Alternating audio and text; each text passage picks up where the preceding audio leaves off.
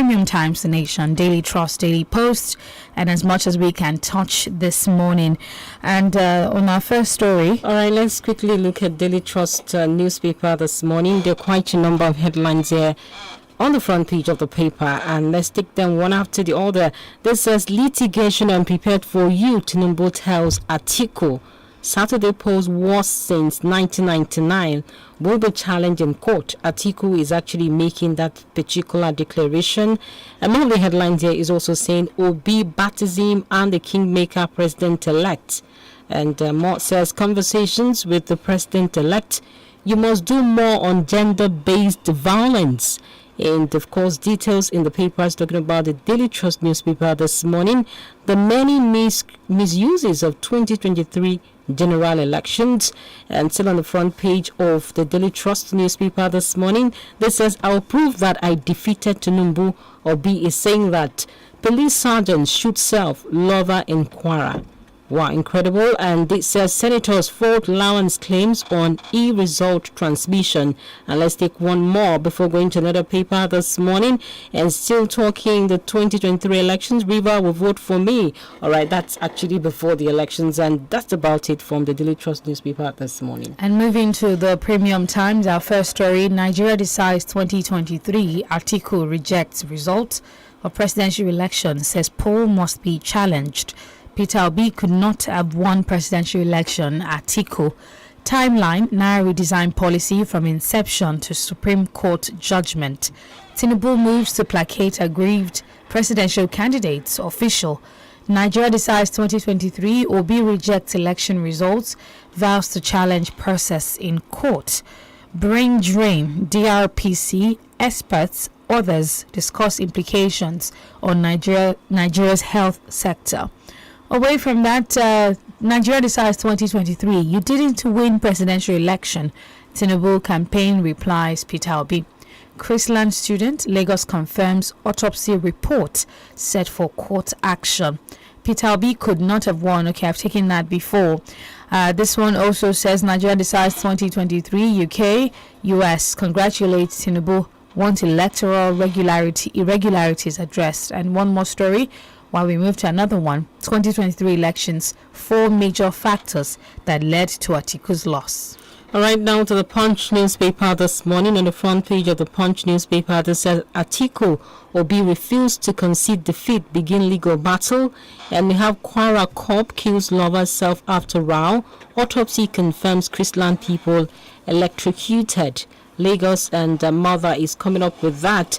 I will challenge Tinubu's victory, says Atiku, and virtually all the paper has the particular headline this morning. This says Cambodia opposition leader jailed 27 years for treason. And also looking at all the top stories here this morning. How to vote, all right, that appears to be have been taken over by event. All right, still talking about whistleblowing. Ogunos protest sacking seeks justice. And the last one here says 16-year-old apprentice electrocuted in bus workshop. Some of the major headlines from the Daily Post. Tinubu sends message to RCCG leader Adeboye. Igbos in Lagos deny calling for Sanwo-Olu's resignation. Police foil attack, kill many terrorists in Katsina. NAS, INEC gives updates on Enugu, Edo supplementary elections. Nigeria elections, Goodluck Jonathan honored in Rwanda. Governorship election, Lagos government allegedly orders staff to campaign for APC, Sanwo-Olu. Benue, Enone, NAS election, Ida Oguche rejects results, heads to court. Tinubu will not betray Nigerians. His victory is God's will. Aisha Buhari. And still more on the Daily Post. His performance will exceed expectations. Swagger reacts to Tinubu's victory.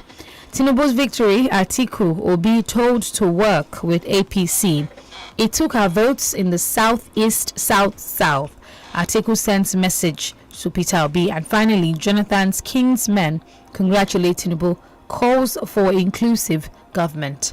Now to the Nation newspaper. Above the main plate, it says Ohaneze PFN backs Sonwo-Olu, and of course let's look at the rider, and this says vote at home. All right, we feel at home in Lagos, and that's what Ohaneze is saying. Power supply NNPCL ministry to collaborate, and that story is on page 25 this morning. And let's look at this Supreme Court judgment today in Naira redesign suit. And of course, you can find details of that story on page 6 of the Nation newspaper. APC's reconciliation panel to meet Atiku Obi Kwankwaso, and that is on page 7 of the paper. And now moving to the lead story for today, and above it, it says police sergeant kills mistress self in Kwara, and that's on page 27. Non-indigens for Abiodun, still on page 27. And the lead story says president-elect's mandate is pan-Nigerian, says Adamu. And the writer is also telling us party chair defends polls integrity, US UK hail Tinubu's victory, and of course that story is on page 4 this morning. And before we leave the paper, that says Obi can't be president, says Atiku. And let's look at the writer. He took PDP's votes. LP candidate heading to court. And at the bottom strip of the paper also has quite a number of headlines, but we take this, and this says Oyo people say no to Jagba politicians, and that's the much we can take with the Nation newspaper this morning. The Daily Trust, our first story here, says NLC backs national carrier, rejects airport concession. Nigeria Daily, reasons for low voter turnout in election, that's an editorial. Obi batters him and the kingmaker president-elect. Away from that, you can also find Nigeria. Okay, away from that, Saturday polls worst since 1999 will be challenged in court. Atiku, I'll prove that I defeated Tinubu. Obi, police sergeant shoots self-lover in Kwara. Nigeria Daily, challenges awaiting the incoming president. And this one also says how thuggery could affect 2023 elections. And I think that's the much we can take from the Daily Trust. All right, we'll take the New Telegraph now. And the big story here says political poll, judiciary on trial as Obi Atiku head to court. And the riders are coming in drones here underneath that particular story. And this says Atiku process outcome of polls grossly flawed. Cities, local, international observers attestation. Polls most controversial in history. That's what Obi is saying. Says Nigerians robbed by institution leaders. Urges obedience to remain calm. INEC connived, betrayed Nigerians. Game-changing watershed with beavers. Aniago is coming up with that. We're ready to meet in court, says APC. If Tinubu's victory is challenged, courts should take a hard look here. And more of the stories on the front page of the New Telegraph at the bottom strip of the paper. It says our tenancy in Aso Rock renewed, says APC. All right, and let's look at the writer. Arewa Group urges aggrieved losers OBJ to sheath their swords. And of course, you can get details on 3 and 30 of the New Telegraph this morning. All right, moving to the Guardian newspaper. Group tasks aggrieved citizens on peace progress. Man, son die in auto crash in Kwara. NNPP alleges INEC omitted its name on ballot papers in Ogun. PDP rejects presidential election result, seeks redress in court. Democracy, rule of law, not foreign concepts to Africa. Victory for Urobo Nation as Dafinon defeats Amore in senatorial elections. CG promises automatic jobs for families of slain 7 NSCDC officers. And we take 2 more while we go to take some commercials. Cross River APC rejects Ayade's defeat, threatens legal action. And finally, on the Guardian newspaper, this one says Ghana ex-president Mahama makes bid for 2024 election. We go on that break and we'll be back. Stay tuned.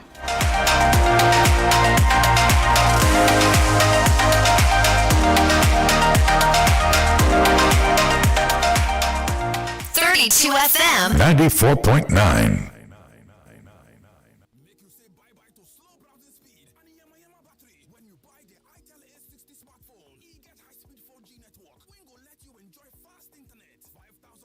Big battery for long hours of enjoyment and 32 gigabytes of memory. Make you just just 1,000 naira, you will get 1.5 gigabytes and 3.5 gigabytes free data from INT'L when you buy the INT'L A60 and activate them with Airtel 4G SIM card. Make your SMS get to 141 to enjoy this package. INT'L, enjoy better life. You're listening to 32 FM 94.9.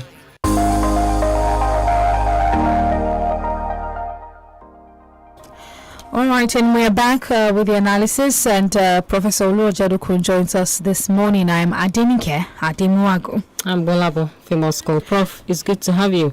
Yes, top of the day to you, of course. And it's a special top of the day to you. All right, I do understand today is my day, it's my birthday anyway. Yeah, absolutely, so it's a special top of the day to you. It is. Long life and prosperity and many happy returns, of Amen. course. Thank you so much, Prof. All right, let me start off this way. Everybody appears to be going to court, like we were actually saying before we came back on. And of course, Atiku is saying he's not backing down. And it appears to be like an exchange of word between even Atiku and Obi. Obi had come out to say he had won the elections, and now Atiku is saying, no, you did not win. And Tinubu is also saying, we are prepared to actually face both of you in court. Now, what do we make out of all of this? We thought we have actually gotten to a point where we wouldn't have this kind of litigations coming after elections itself.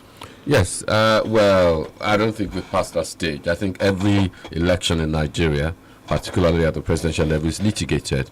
You also have to understand that even in the United States, where we copied this presidential system from, there are litigations all the time. In fact, as elections are holding in the US, the lawyers are getting ready, and all kinds of things are litigated. It may not be litigated essentially at the after the presidential election, as it were, on that day, but prior to that, there's litigation. On voting day, there's litigation, and so there's always litigation that goes on. So, is it unhealthy that lawyers are getting ready here? I don't think so. I think it's a better way, because the alternative is that people will protest in ways and forms that are destructive. I think litigation allows the electoral system to be better improved. Litigation exposes flaws, and litigation shows whether the will of the people indeed has been, established. The will of the people has been confirmed. So let them go. And if they have infractions which are substantial enough, to overturn the elections, then let the courts do it. But it's a high bar. I've said it before. First, they have to prove that there's substantial non-compliance with the provisions of the Electoral Act, and then the second stage is that substantial non-compliance was substantial enough to allow them to lose, to win. It would have been more substantial for them to win the election. So it's not enough for you to have substantial non-compliance.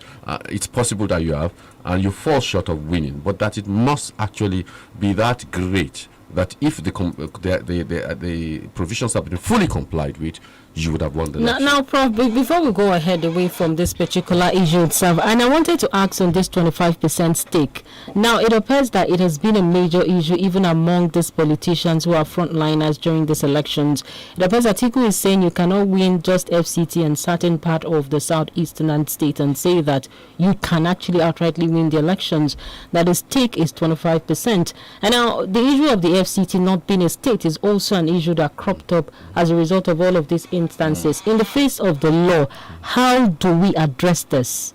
Has a law been breached here to an extent when we look at all of this? No, the law has been breached in terms of the return of Tinubu as the president, because the 25% is of the states and not necessarily the Federal Capital Territory. The Federal Capital Territory is regarded as a state in some circumstances, but not for the purpose of election results. And I think people are trying to muddle it all.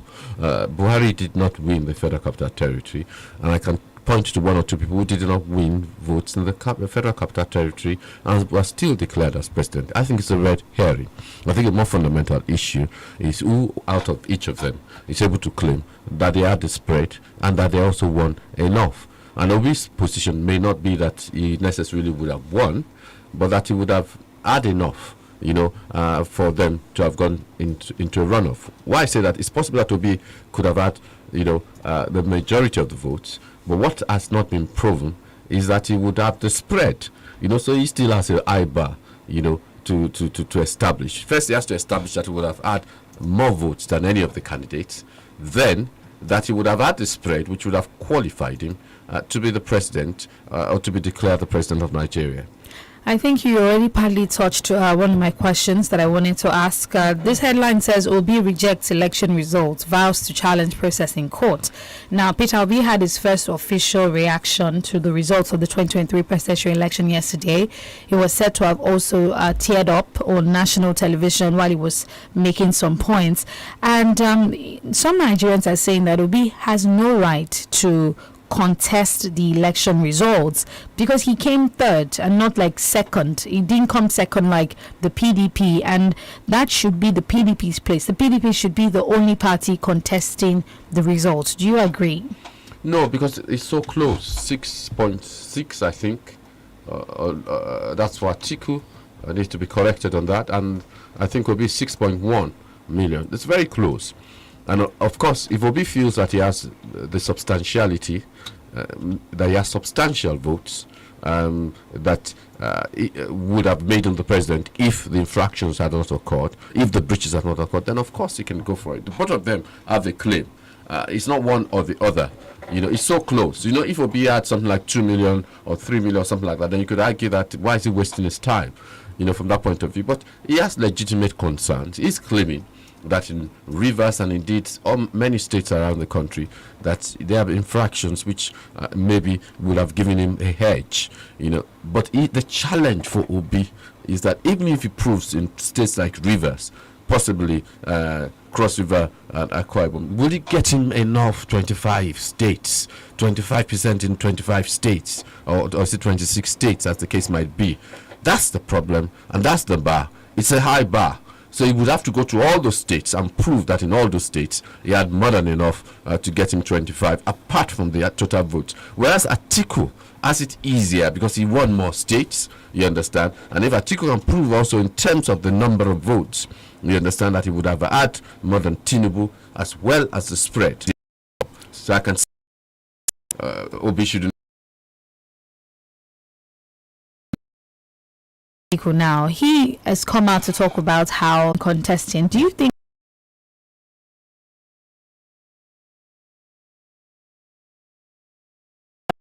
hang his boots? Well, how old is he? He's 76 at this time, or He's 75. going to 80. He'll be 80 by the next election. Having said that, if you look at the history of presidential elections, the late Right Honorable Dr. Nnamdi Azikiwe, when he contested in 1983. Remember that he was born in 1900, I don't know, but anyway, he was 80 around that time. Because when he contested in 1979, Zik, as we called him, was 75 or 76, you understand? So by the time he contested, again, 4 years later, it was about 80. So, and people didn't raise that question. So it is possible that he still has a shot, but realistically, is PDP going to field him again in 4 years' time? So it's not just about him and his personal ambition. It's about the political party that will field him as a candidate. So you could argue that maybe this is the end of the road. But people say you never say never. All right, let's look at this commissioning of 32 megawatts of NNPC Majigiri power plant. And of course, the story is saying President Muhammadu Buhari on Thursday commissioned the 32 megawatts Majigiri emergency power plant. Now, we've been talking about this deadline and benchmark to actually get to an aggregate where we can say that we have adequate power supply in Nigeria. And of course, we've been trying as much as possible to meet, even, I would not even say international standard, Africa standards, because we're not at par even with countries like Ghana, so to say, in terms of power supply and megawatt. And I can still remember during Jonathan administration, we're talking about 9,000 megawatt of electricity, and we had a benchmark, and yet we've been moving from one commissioning to the other. Still, there is still very high prevalence of epileptic power supply. Now, are we getting it right, or the monies are being stolen here? Well, I don't know about that, but what I do know is that the generation is of power, we are doing not badly there. The problem is distribution. And so even as they continue to generate more, if you don't get your transmission lines right, if you don't get your ability to transmit, you can just generate and you'll be wasting it. And we are doing a lot of that. And I think the problem is the lack of investment in infrastructure over the year, and the fact that these discos, you understand, the discos being the distribution companies, that many of them don't have enough capacity and investment to renew the lines and to renew the channels for the distribution. So yes, we can open as many emergency. So we can't take the corruption can actually be placed somewhere here. No, there's no doubt. Can we ignore corruption? No, of course there's corruption in almost all facets of Nigeria. So there's a degree of corruption, but I don't even think that's the fundamental issue. The corruption you're talking about may have happened during the times of NEPA when they did not invest what they should have invested. What about the bidding process, the privatization process, the discos, the gencos? Yeah. Who are the ones when managing it? They gave to their cronies anyway. They didn't necessarily give it to the expert. Of course, the situation or the conditions were perverted and the processes were perverted. So if that's the kind of corruption you're talking about, yes, I agree that corruption has affected us and continues to affect us. The real people who would have run these things are not necessarily the ones running it. And so you have people who are neotypes in the industry running it, and that's part of our problem. And until we actually get the investment and the actual people they know how, we continue to experience this. But we must sort out transmission. But I think a fundamental issue many of us have been arguing is let's implement the amendments to the Constitution. Let states generate. Let universities generate. Let the private sector generate. Anybody, even radio stations, if they can generate, let them generate. And let them sell it off, excess, to the national grid. That might be one way of dealing and coping with the situation that we face. All right, let's look at this headline. Fayose dumps PDP, says Atiku rejected one-term offer. Ayodele Fayose announces resignation from the PDP and also quit partisan politics. This was one headline yesterday. Some say that Fayose might be eyeing the Tinubu camp and he's only going where the soil is fertile. Well, Fayose, you know Fayose now, the way he plays his politics. It's not necessary. He's been in Labour Party before. At a point in time, he was in APC, and now he's back in the PDP. But I think Fayose also always speaks some truth. We may not like him, we may not like his antecedent, but sometimes he speaks some truth. And one of the truths he spoke, if you remember, was that the Peter Obi should not soil his white by going with the PDP. It is possible that he's gravitating, but where does he have to go politically? There's only one place he has to go politically, and I think at a point in time, he actually thought he could be president. Remember when he was contesting for president, which went nowhere. So I think politically, there's not much except he wants a ministerial position from that point of view. And I think there's little chance of him getting that with this government.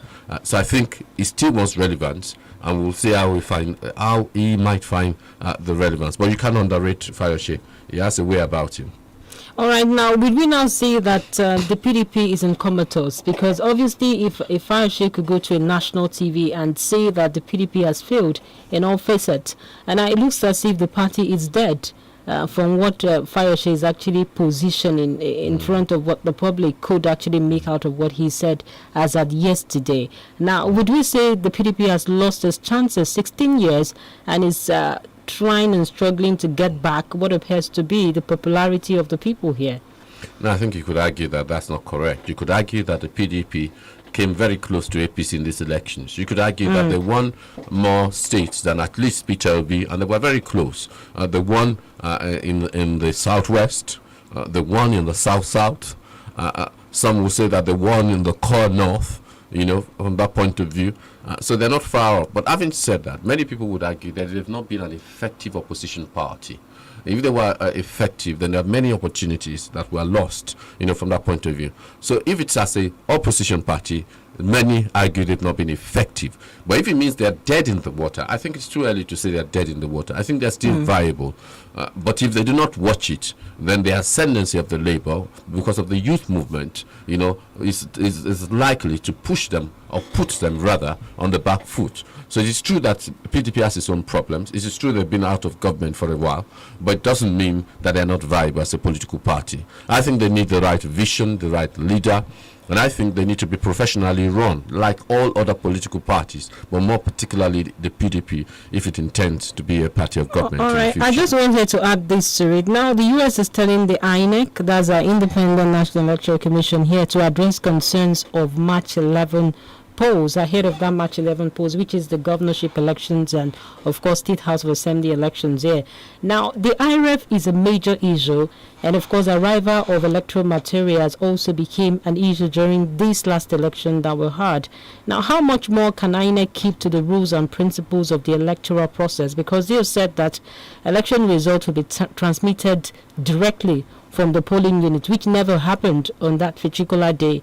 Now, how do we deal with some of these discrepancies ahead of March 11 governorship election, like the U.S. has actually called the attention of INEC to? I think let's be very accurate about this.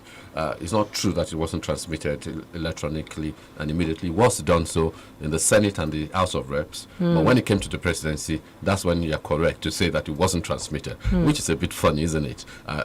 When it comes to the House of Reps and Senate, no problem at all. But when it comes to the presidency, there were no infractions. There would have been, yes, there were infractions at the presidency level, but when it came to the Senate and House of Reps, it seemed to be gone swimmingly. Wow. And so people will be wondering what exactly happened. But if you look at the section 64, subsection 4, it says, that's of the Electoral Act, a coalition officer or returning officer at an election shall collate and announce the results of the election subject to his or her verification and confirmation of the number of accredited voters stated on the collated result are correct and consistent with the number of accredited voters recorded and transmitted directly from polling units, and the votes stated on the collated results are correct and consistent with the votes or results recorded and transmitted directly from polling units. So you see that section 64 subsection 4 expects transmission of votes, of results recorded directly from the polling units, not after a delay, not after a period of time. Some people say directly means it can be done within 20 days or whatever. No, I think what the law means is that as you vote, as you complete it, as you have a record of it, it's transmitted directly. Whether it's electronic transmission or whatever transmission that you want to do, even though, of course, INEC told us in their guidelines that it will be electronic transmission. And the point about this is whether INEC is prepared now in this further elections that are going to occur to go back to this. They did it in Ekiti. They did it in Edo. They did it in Osun. What was the problem with this presidential election? Some are saying that maybe they were acting to. The question is that, is this a substantial violations of the provisions of the Electoral Act? That's the key question, and that's the question that has to be asked. Some might say that, well, it's not a substantial violation, it's a minor violation, and it didn't affect the results of the election. So therefore, yes, it happened, but yes, life is not perfect, so let's just bear with it. All right, before we go on a commercial break, this headline says, over 1 million Nigerians receive 5,000 naira cash monthly. This is coming from the Minister of Humanitarian Affairs, Disaster Management and Social Development, Hajia Sadia Farouk. And she's saying that over 1.9 million vulnerable Nigerians were currently receiving 5,000 naira cash gifts every month. And she says that 10 million pupils in over 66,000 schools were fed daily. If we do the maths, 5,000 times, let's say 1 million, that's about 5 billion or so. And do you think these figures might be a bit overflogged, or are they feeding unknown pupils in this situation? Well, I don't know that it's overflow. What I do know is that the impact of it is not as widely felt as anticipated. And then you have to ask the question, yes, people get this 5,000 or 5,000 naira cash. Yes. You have to ask the question, so what's the real impact of this? The whole idea of putting this cash and pushing it through the system is to allow them to be expansion of opportunities, business opportunities. Of course, you get the children fed. Of course, you get people supported. But at the same time, what you do is in the economy is awash with cash. We've discovered that most of this cash anyway is not really awash there. It's in people's bedrooms, it's in people's soccerways, and in places where they shouldn't be. And that's why the CBN brought this act together. So is this a monumental waste of money? Is it money that cannot be accounted for, cannot be audited? And if so, we have a problem. Because when you spend money, you want to review and you want to see whether it could be better spent. The problem we have with these programs is they've never been properly audited or reviewed. And so we keep on throwing money at it, and therefore increasing the scope for corruption. These programs have to be reviewed, whether the impact on poverty, you understand, it has made an impact on poverty. And if it has made an impact on poverty, to what extent can it be improved, from that point of view? And can it be can it be better targeted, out there? Is there a better target? Is there a better way of doing it? I don't know, but these are fundamental questions that you expect to be asked by the National Assembly or whoever is providing oversight. All right, it's time to go on that commercial break. When we come back, we're going to open the phone lines to take your reactions. Stay tuned.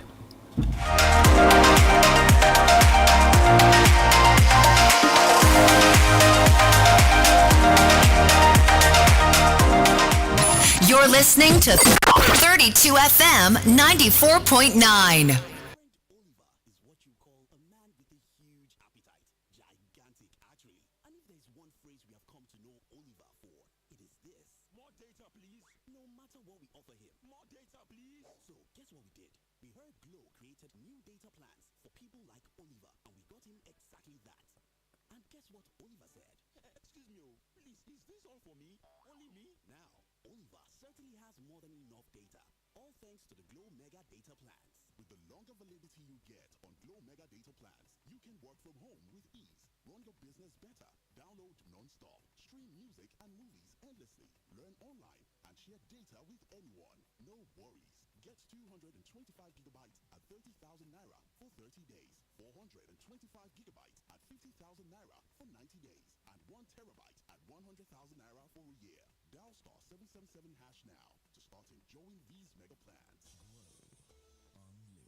Nílé-iṣẹ́ Denabis Homes and Property bẹ́ẹ̀ bá ti ń sanwó tán láàmú fún yín lẹ̀ ká lọ kábọ̀ kó o sí. Bẹ́ẹ̀ bá bá wa dòwò pọ̀ kò sí all god lórí ọ̀rọ̀ tiwa. Àtúntìwá jẹ́ state tuntun ọ̀ṣàrà. Joyce Court and Garden lápẹ́. Kò jìnnà rárá sí Kọ́ládà yìí sí yunifásitì. Bẹ́ẹ̀ ló tún dojú kọ Bethel American International School. Fìdítì lójú ọ̀nà Ìbàdàn sílùú Ọ̀yọ́. £550,000 là ń ta plọ̀tì. Favour Estate tiwa náà tó ń bẹ ní Mòwe £1.2 million ní plọ̀tì kan. Victory Estate Phase 1 tó ń bẹ ní Alábàtà Mọ́níyà Ìbàdàn 5-minute drive Sini Railway Terminal £800,000 ní plọ̀tì kan. Victory Estate Phase 2 £850,000 ní plọ̀tì kan o. Treasure Estate tó ń bẹ ní Ìdó £650,000 ní plọ̀tì kan. Sanwó ẹ̀ tán kó o gbalẹ̀ ní nílé iṣẹ́ wa. Àǹfààní àti san díẹ̀díẹ̀ wà nílé iṣẹ́ Denabis Homes and Property. A wà ní Primetime Plaza Ọba Alẹ́ṣinlọ́yẹ̀ Phase 2 lẹ́gbẹ̀ẹ́ Bìdín petrol station Alẹ́ṣinlọ́yẹ̀ Ìbàdàn 0904-779-7352 0818-841-8137. It's time to enjoy fast and reliable internet connection for less. It's time to go big in the INT'L Home Broadband All-Time Mega Offer. It's time to take advantage in the INT'L Home Broadband All-Time Mega Offer. Get a MiFi with up to 125 gigabyte bonus data for just 5,000 naira, or a router with up to 240 gigabyte bonus data for just 10,000 naira. Visit any INT'L shop or www.airtel.com.ng/HBB now. INT'L, the smartphone network. 32 FM 94.9.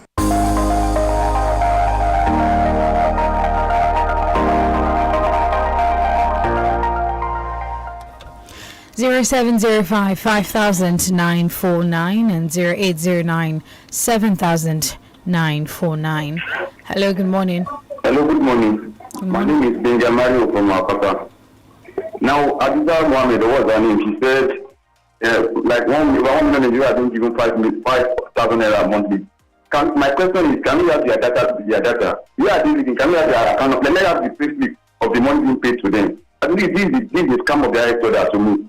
And secondly, on the issue of Atiku, I think Atiku traded his electionary success for retaining IU, because if you have allowed IU to go, and that's the reason of this D5 government. Actually, most of these D5 government, they are met their water bill.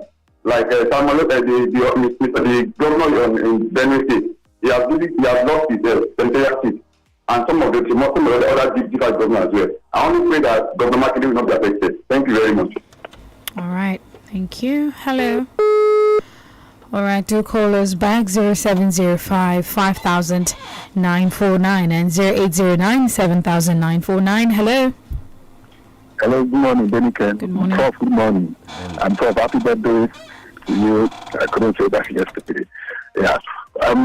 My Prof said, I think the solution to the power problem is to enable the law to allow for generation across the country. When anybody can generate and sell, then this burden of spending on government will resolve the power. On PDP, I think PDP is still relevant. It happened in the previous elections, and Wike and the rest of their gang came back to revive the PDP. If they get their acts together, they'll get things done. But I'm much more concerned about the Labour. to have won 12 states, can they get like 5 governors? If they can, then we have another viable opposition apart from PDP. And hopefully, by then, we can continue to deepen our democracy. Thank you. The name is Kyle. All right. Thank you very much. Hello. Good morning. Hello? Please turn down the volume on your radio. Hello. Hello? All right. We can hear you. Good morning. Hello? We can hear you. Good morning. Yeah. Okay. 0705 5949. We have some reactions on our Facebook page. Okidin Babatunde says, Finance Minister again. Adenike and Gbolabo, where are the evidences? In Oyo State, as a journalist, do we have the community that has benefited? We don't need this kind of minister come next dispensation. Okay, Gbolabo, do you want to answer that? Where are the evidences? I don't have a clue. Yes. I think what it means, you should forgive me, I think what it means is where's the evidence? Because it's singular, even though it's plural. So where's the evidence? And nobody can show me the evidence. Maybe you can. Gbolabo, show us. Hello, good morning. All right. I'm John Njoku. 20 plus. The PDP defense says, through its exclusion of the Southeast from its political calculation, let me just tell you this. The emergence of Peter Gbolabo as Labour Party candidate was a complete nonsense. Nonsense of what factor PDP has in the Southeast. As it goes, nations largely abandon PDP and then embrace with their own interests. And that's not what Fayose has equally done. The former secretary of PDP equally saw the handwriting on the wall. He resigned and he retired from politics. Those that do have the right to approach court if they have stories, they are gone. If INEC had announced the results electronically, I don't think the condemnation of INEC character would not have been like this. All right, thank you very much. 0705 5949 and 0809 7949. Reactions on our Facebook. All right, let's see if we could pick more. Balkis Onadiran says the other presidential candidates should go to court to seek redress as they promised and refrain from inciting their supporters to engage in violence. But given that INEC failed to immediately transmit the result electronically as promised to Nigerians, I think it is also complicit in some suspected manipulated results. Hello, good morning. Okay, Miriam Yetine on Facebook says, good morning. The incumbent president and CBN governor says scarcity of the new notes is to curb vote buying during the general election. But was vote buying really curbed? Now the election has come and gone and still the scarcity still lingers, which implies that there is more to it than they are not telling Nigerians. This suffering is too much. Hello? Hello, good morning. Good morning. Yeah, that's Engineer Joshua from Europe. Please go on. Yeah. What I want to ask is this. Are we still continuing on having electronic transfer, the admission on Saturday? For you to want to know if there's nothing like that, let everybody sit at home. We don't want the INEC to deceive us as they did in last election. Then secondly, I know there is nobody and nothing can hike the transmission on that day. Either somebody or the stubborn.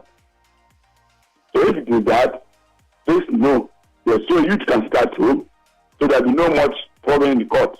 Because if the election was transmitted as they told us, then nobody will say you want to go to court or not going to court. Thank you. All right. Thank you very much. Hello, good morning. All right, we still have some reactions on our Facebook page, but if you want to call in, it is 0705 5949 and 0809 7949. Some reactions on Facebook. All right, let's take this from Okediran Babatunde says, Fayose is 62 years and he can't lie again. He will continue to speak the truth. And the result of this election has finally retired Fayose. Remember, no governorship election in Ekiti until when Fayose will be 66 years. Let him go and rest. Hello, good morning. Hello, good morning. Good morning. This is Mary and I'm calling from Adenike. All right, ma'am. Regards the 5,000 naira being given to 1.9 million Nigerians. See, to me, this is the scam of the arrest order because so far we can't hear of any beneficiaries. Anyways, we are in Nigeria, the only country where corruption is eating deep into our system. And to even crown it all, the incumbent president promised to curb corruption, but it's a pity that they are covering it on the pages of newspaper. I pray it will be delivered one day. That's my statement. Amen. All right, Miriam. Hello, good morning. Hello, good morning. Good morning. I'm Balkis Anazir from Gbolabo. All right, ma'am. Yoruba people do say, Ontobandi, no following. My question is, when will the new Naira notes be available, or the ones that have been printed, when will they make them accessible to us, or print new ones? Ideally, the monetary policy for these new Naira notes is supposed to boost the Nigerian economy. But as it is right now, it's causing more inflation. That means the disadvantages of this monetary policy already outweigh the advantages. And of course, it's becoming scarier because as people do not have, they cannot access this money to spend. So the CBN government, of course, President Modi Buhari, should please make something substantial to relieve us of this critical situation. May God bless Nigeria and bless us. Thank you very much. All right, let's see if we can just sneak in one more call. Hello, good morning. Hello, good morning. Good morning. My name is Frederick Achibiri. Please turn down the volume on your radio. We're getting feedback. Okay. Obi and Atiku should allow peace to reign. They should accept the just concluded election result unanimously and hope for future elections. If they go to court, the lawyers will still tax on their hard-earned money, and nothing will come out of it. Let them do that for God, and let them advise the youth to take it the same. May God give us the heart to live on. God bless you. Thank you very much. I think that's the much we can take as regards calls this morning. Prof, is there any final words as we wrap up the show? No, today? just hoping that people will continue to participate in the democratic process. They shouldn't allow the failures or the perceived lack of wins to prevent them. You must keep on trying, and possibly one day your breakthrough will come. All right. Thank you for joining us on the show this morning, Professor Oluwajedokun. I am Adenike Ademuwagun. And I'm Gbolabo. If you must go, do have a blessed day.